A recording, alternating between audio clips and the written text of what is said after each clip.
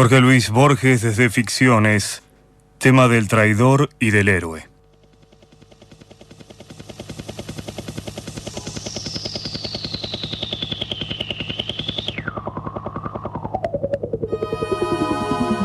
So the Platonic year wears out new right and wrong.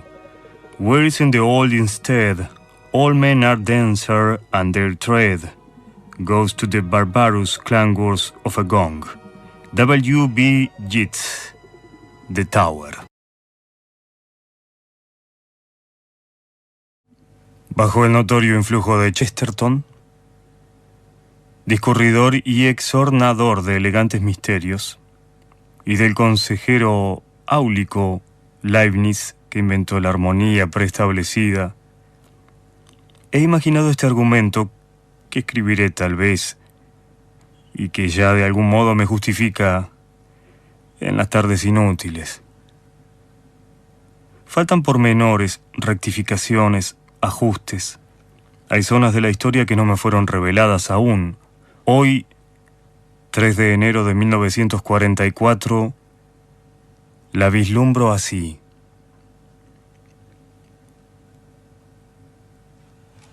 La acción transcurre en un país oprimido y tenaz. Polonia, Irlanda, la República de Venecia, algún estado sudamericano o balcánico. Ha transcurrido, mejor dicho, pues aunque el narrador es contemporáneo, la historia referida por él ocurrió al promediar o al empezar el siglo XIX. Digamos, para comodidad narrativa, Irlanda. Digamos, 1824. El narrador se llama Ryan. Es bisnieto del joven, del heroico, del bello, del asesinado Fergus Kilpatrick, cuyo sepulcro fue misteriosamente violado, cuyo nombre ilustra los versos de Browning y de Hugo, cuya estatua preside un cerro gris de entre ciénagas rojas. Kilpatrick fue un conspirador, un secreto y glorioso capitán de conspiradores. A semejanza de Moisés que desde la tierra de Moab divisó y no pudo pisar la tierra prometida, Kilpatrick pereció en la víspera de la rebelión victoriosa que había premeditado y soñado. Se aproxima la fecha del primer centenario de su muerte. Las circunstancias del crimen son enigmáticas. Ryan, dedicado a la redacción de una biografía del héroe, descubre que el enigma rebasa lo puramente policial. Kilpatrick fue asesinado en un teatro. La policía británica no dio jamás con el matador. Los historiadores declaran que ese fracaso no empaña su buen crédito, ya que tal vez lo hizo matar la misma policía. Otras facetas del enigma inquietan a Ryan, son de carácter cíclico. Parecen repetir o combinar hechos de remotas regiones, de remotas edades. Así, nadie ignora que los esbirros que examinaron el cadáver del héroe hallaron una carta cerrada que le advertía el riesgo de concurrir al teatro esa noche. También Julio César, al encaminarse al lugar donde lo aguardaban los puñales de sus amigos, recibió un memorial que no llegó a leer, en que iba declarada la traición con los nombres de los traidores. La mujer de César, Calpurnia, vio en sueños abatida una torre que le había decretado el Senado. Falsos y anónimos rumores, la víspera de la muerte de Kilpatrick, publicaron en todo el país el incendio de la torre circular de Kilgarvan, hecho que pudo parecer un presagio, pues aquel había nacido en Kilgarvan. Esos paralelismos y otros de la historia de César y de la historia de un conspirador irlandés inducen a Ryan a suponer una secreta forma del tiempo.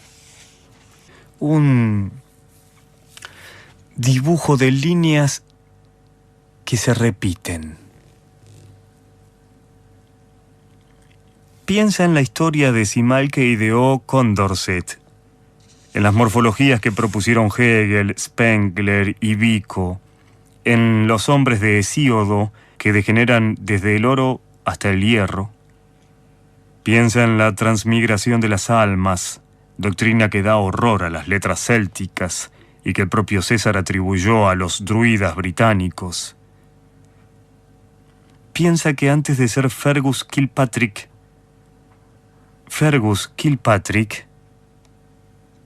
fue Julio César. De esos laberintos circulares lo salva una curiosa comprobación. Una comprobación que luego lo abisma en otros laberintos más inextricables y heterogéneos. Ciertas palabras de un mendigo que conversó con Fergus Kilpatrick el día de su muerte fueron prefiguradas por Shakespeare en la tragedia de Macbeth. Que la historia hubiera copiado a la historia ya era suficientemente pasmoso. Que la historia copie a la literatura es inconcebible. Ryan indaga que en 1814 James Alexander Nolan, el más antiguo de los compañeros del héroe, había traducido al gaélico los principales dramas de Shakespeare, entre ellos Julio César. También descubre en los archivos un artículo manuscrito de Nolan sobre los Festspiele de Suiza, vastas y errantes representaciones teatrales que requieren miles de actores y que reiteran episodios históricos en las mismas ciudades y montañas donde ocurrieron. Otro documento inédito le revela que pocos días antes del fin, Kilpatrick, presidiendo el último cónclave, había firmado la sentencia de muerte de un traidor cuyo nombre ha sido borrado. Esta sentencia no condice con los piadosos hábitos de Kilpatrick. Ryan investiga el asunto, esa investigación es uno de los hiatos del argumento, y logra descifrar el enigma. Kilpatrick fue ultimado en un teatro, pero de teatro hizo también la entera ciudad, y los actores fueron legión, y el drama coronado por su muerte abarcó muchos días y muchas noches. He aquí lo acontecido. El 2 de agosto de 1824 se reunieron los conspiradores. El país estaba maduro para la rebelión. Algo, sin embargo, fallaba siempre. Algún traidor había en el cónclave. Fergus Kilpatrick había encomendado a James Nolan el descubrimiento de este traidor. Nolan ejecutó su tarea. Anunció en pleno cónclave que el traidor era el mismo Kilpatrick. Demostró con pruebas irrefutables la verdad de la acusación. Los conjurados condenaron a muerte a su presidente. Este firmó su propia sentencia, pero imploró que su castigo no perjudicara a la patria. Entonces Nolan concibió un extraño proyecto. Irlanda idolatraba a Kilpatrick. La más tenue sospecha de su vileza hubiera comprometido la rebelión. Nolan propuso un plan que hizo de la ejecución del traidor el instrumento para la emancipación de la patria. Sugirió que el condenado muriera a manos de un asesino desconocido, en circunstancias deliberadamente dramáticas que se grabaran en la imaginación popular y que apresuraran la rebelión.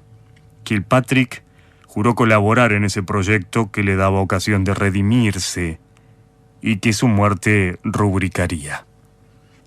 Nolan, urgido por el tiempo, no supo íntegramente inventar las circunstancias de la múltiple ejecución. Tuvo que plagiar a otro dramaturgo, al enemigo inglés, William Shakespeare. Repitió escenas de Macbeth de Julio César. La pública, secreta representación comprendió varios días.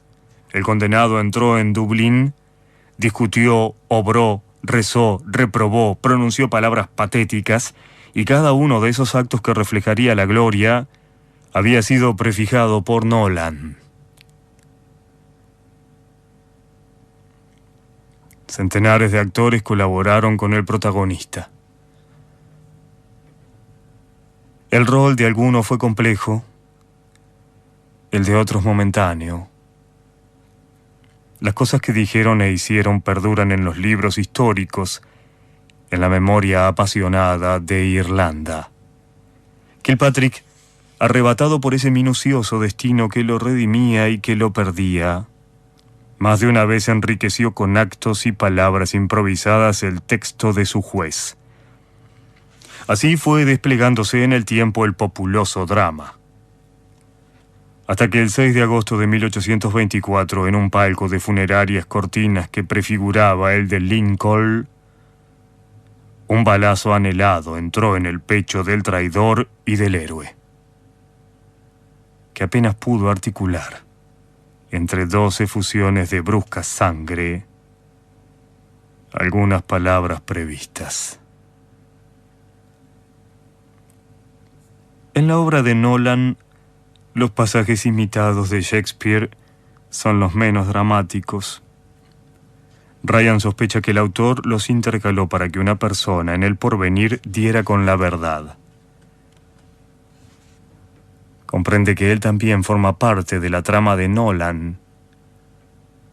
Al cabo de tenaces cavilaciones, resuelve silenciar el descubrimiento.